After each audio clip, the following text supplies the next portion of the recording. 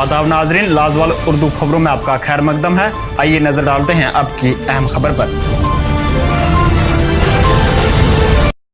आज की जो हमने पत्रकार वार्ता रखी हुई है वो इस बात को लेकर के रखी हुई है कि जम्मू कश्मीर एक ऐसे दौर से गुजर रहा है जिसकी किसी को कोई समझ ही नहीं आ रही है और हमारी ये मांग है कि हमें जल्द से जल्द राज्य का दर्जा हमारा वापस दिया जाए, हमारा विशेष अधिकार जो है हमें वापस लौटाया जाए, क्योंकि ऐसे विवादित मुद्दे जन्म ले रहे हैं जम्मू कश्मीर में कि जिसकी वजह से जम्मू कश्मीर की 1,30,00,000 जनता बेहद परेशान है।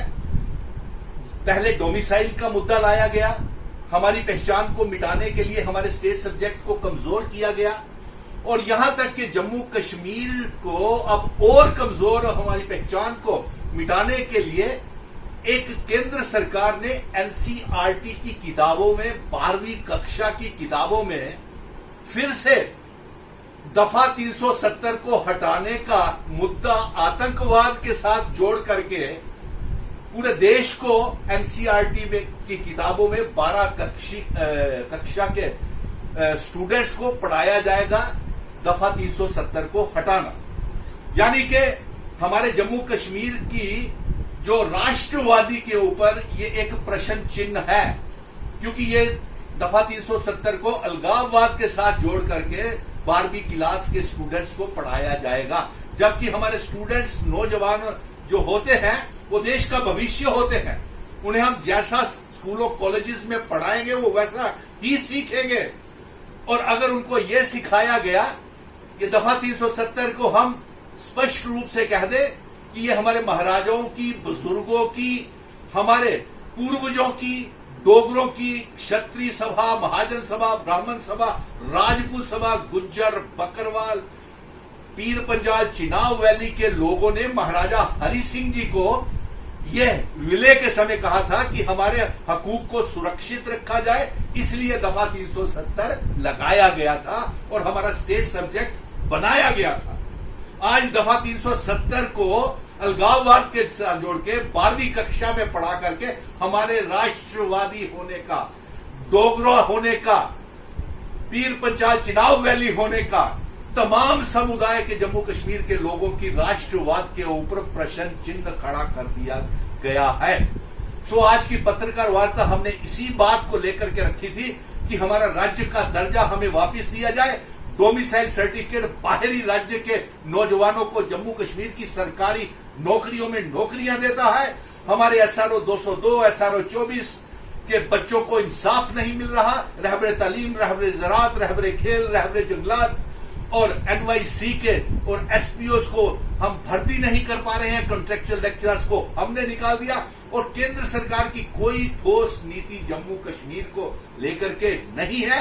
हर जगह टोल प्लाजा लगा रहे हैं। इस भुखमरी के समय के अंदर भी जम्मू कश्मीर की गरीब जनता को लूटा जा रहा है, जबकि हम एक तरफ चाइना से जंग लड़ रहे हैं। आज भी तनावपूर्वक स्थिति जो है हमारे चाइना के बॉर्डर्स के ऊपर बनी हुई है।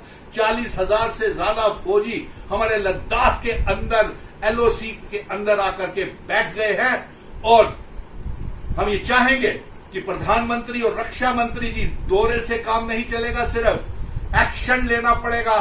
सर्जिकल स्ट्राइक्स चाइना के ऊपर शुरू की जाए, सेना का हमला शुरू किया जाए और उन्हें अपनी जम्मू कश्मीर की जमीन, लद्दाख की जमीन से खदेड़ा जाए। और इसके साथ साथ हम ये भी आपसे मांग करते हैं कि आपकी तरफ से, केंद्र सरकार की तरफ से अभी कोई ठोस कार्रवाई नहीं की गई है। आपने कोई भी प्रतिबंध चाइना के ऊपर, उसके इंपोर्ट के ऊपर नहीं लगाया है। इसलिए हम आपसे ये मांग करते हैं कि चाइना के साथ तमाम ट्रीटीज को रद्द किया जाए और तमाम कॉन्ट्रैक्ट्स को खत्म किया जाए और हमारा राज्य का दर्जा हमें वापस दिया जाए। हम अपने राज्य का दर्जा लेकर के रहेंगे। और एक बात और संदेश भी देना चाहते हैं कि पीएमओ मंत्री जितेंद्र सिंह जी और जितने भी बीजेपी के एक्स विधायक, डिप्टी चीफ मिनिस्टर और स्पीकर और एमएलए, एमएलसीज हैं, वो जम्मू कश्मीर की जनता के साथ खड़े हों इस लखनपुर टोल प्लाजा के विरोध में और अपना त्याग पत्र दें। पीएमओ मंत्री साहब और संसद जुगल किशोर शर्मा जी और ये जम्मू के लोगों के साथ खड़े हों। और जब तक लखनपुर टोल प्लाजा नहीं हटाया जाता, बीजेपी के एमएलसी और एक्स विधायक, एक्स मिनिस्टर जो हैं, वो अपनी जो पेंशन्स जो उनको मिल रही हैं उनका बहिष्कार करें, बाइकाट करें और केंद्र सरकार को विरोध दर्ज करवाए कि हम अपनी पेंशनें नहीं लेंगे जब तक कि लखनपुर सरोवर टोल प्लाजा और जो आने वाले टोल प्लाजा हैं उन्हें बंद किया जाए। लेकिन हमें शक है कि ऐसा भारतीय जनता पार्टी कुछ भी नहीं करेगी और कभी ये जम्मू की कश्मीर के लोगों के साथ खड़ी नहीं हुई है। जय हिंद, जय भारत। इसीलिए आज हमने ये पत्रकार वार्ता रखी। लाजवाल उर्दू न्यूज़ यूट्यूब चैनल को सब्सक्राइब जरूर करें और बेल आइकन पर क्लिक करें। बेल आइकन पर क्लिक करने से आपको ताज़ा तरीन खबरों की फौरी जानकारी मिलेगी।